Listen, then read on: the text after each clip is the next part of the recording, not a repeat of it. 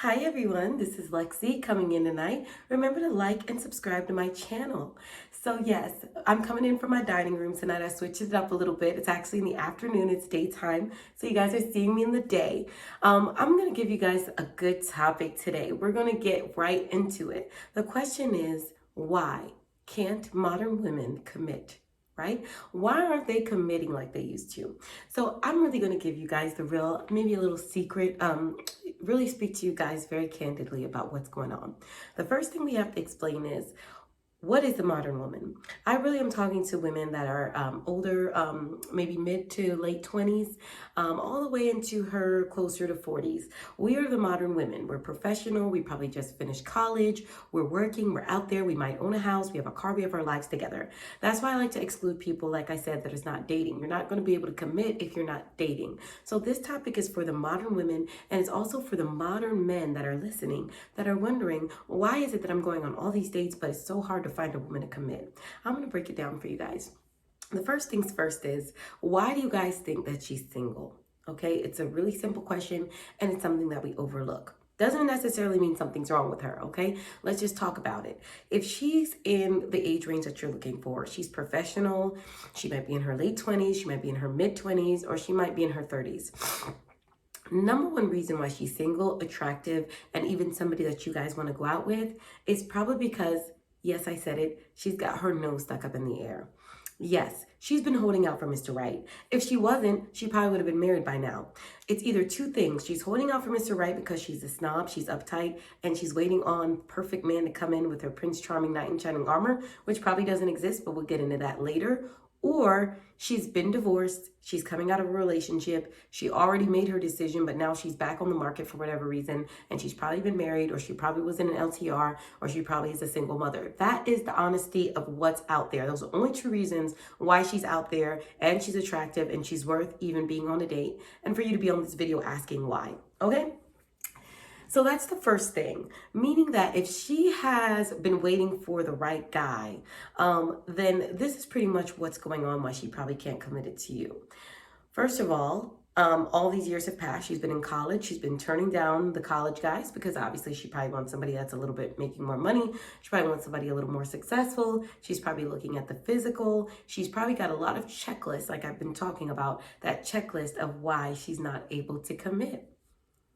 And this is the real thing. She's dating these guys in a rotation, which I think most of you guys already know. Okay, so that means she's going on a date on Monday night. She might be going on a date on Friday night and then another one on Saturday night. Most women are probably dating 3 to 5 guys at a time, just being realistic. If she's attractive, if she looks good, if her body's right, she's got her life together, and if she's on a dating app, she's probably dating 3 to 5 guys at a time. 3 on the low end, 5 to probably more on the high end. So first things first is, as gentlemen, you guys already know that it's not on her dime. So obviously she's going on these dates for free. Some women probably are doing it for the wrong reasons. They just like that restaurant, they're going out. Others, they're really into the guy. But 90% of the time, we break guys down into 3 categories. The first category that we look at on these dating apps is the no-touch museum. Yes, I said it. You know, you go to the museum and you don't touch anything. You don't even want to, break anything. You kind of look at it and you keep it moving. That's a lot of guys that are on these apps. They are the members of the no-touch museum. That's what I call them. They're not getting no swipes. They're not getting no play. They're not getting no women. They're not getting no dates. And they're just the members of the no touch. Unfortunately, I feel so bad for these guys because it's like, oh my goodness, they really took time to, get some pictures done. They probably really did try to look in their best outfit. They probably thought that they looked great. However, they're just groups of men out there in the no touch museum that might even just be average. That's what's so sad. And I'm just giving you guys the real. Women have gotten so overly cocky by what she's been able to achieve with this internet era that even the average guy isn't the member of the no touch museum. He might be okay. He might have a decent job. He might look okay. He might just be normal, but he's still in the no touch museum because we as girls and as women and even men, we want to get something that might be even out of our league. Let's just be real.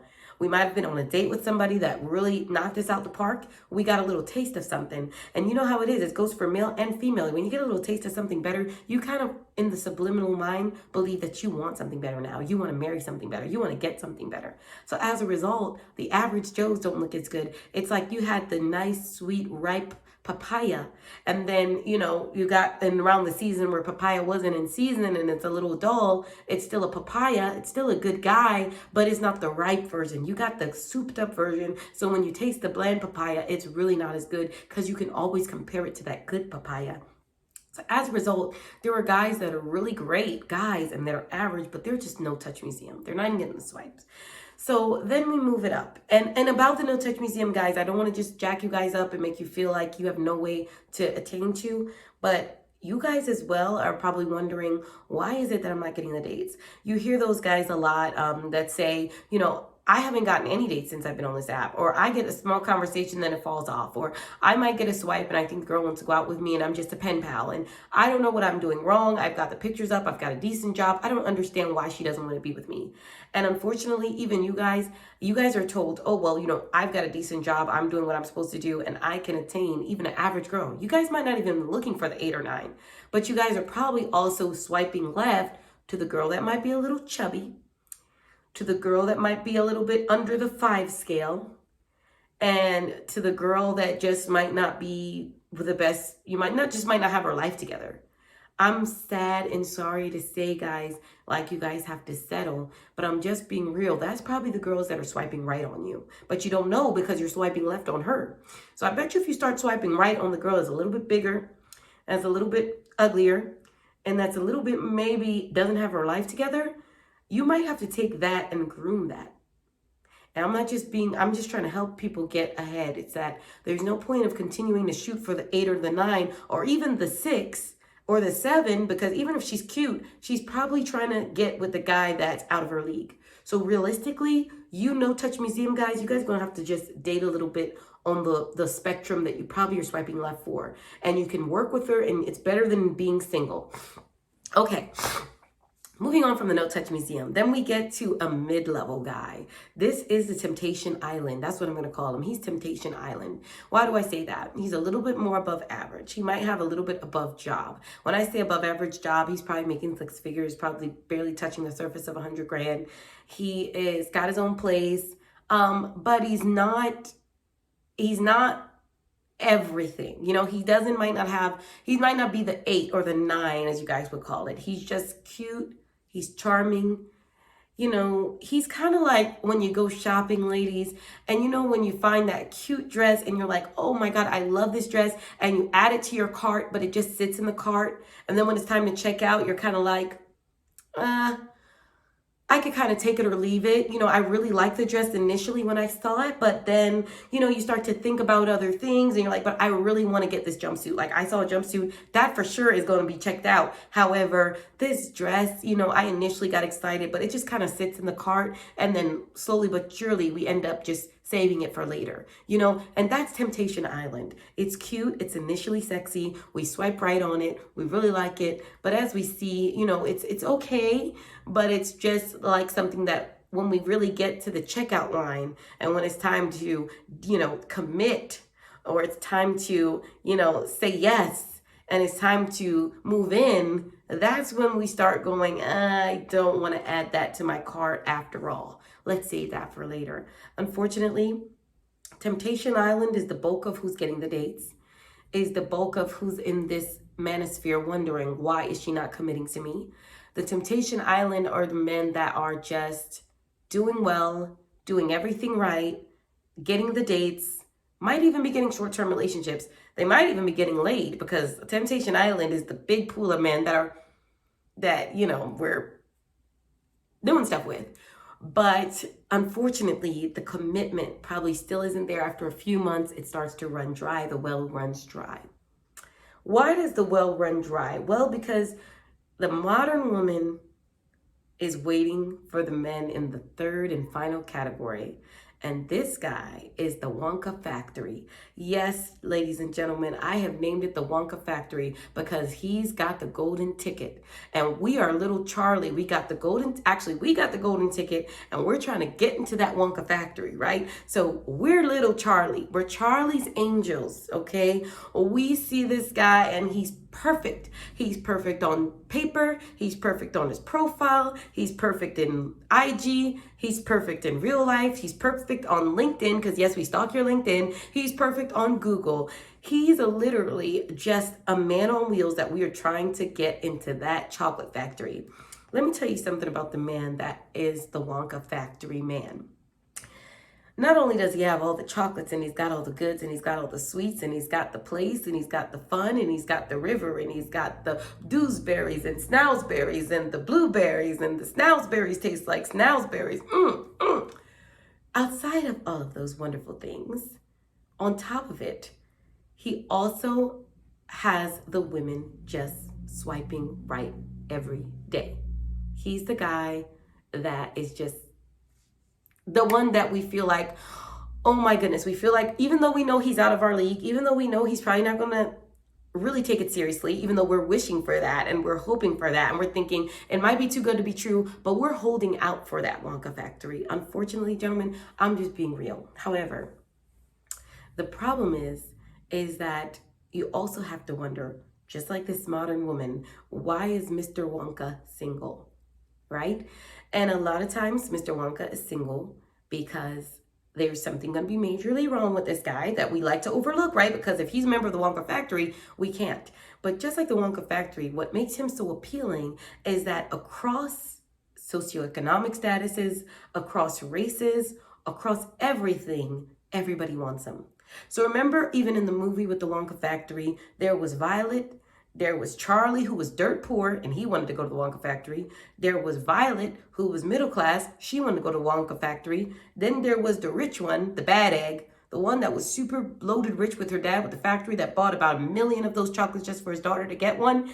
And even she wanted to be in the Wonka factory. So that means that every single type of woman is trying to get in that Wonka factory because they know that they got that, they want that golden ticket because they want to get with that golden man. Okay.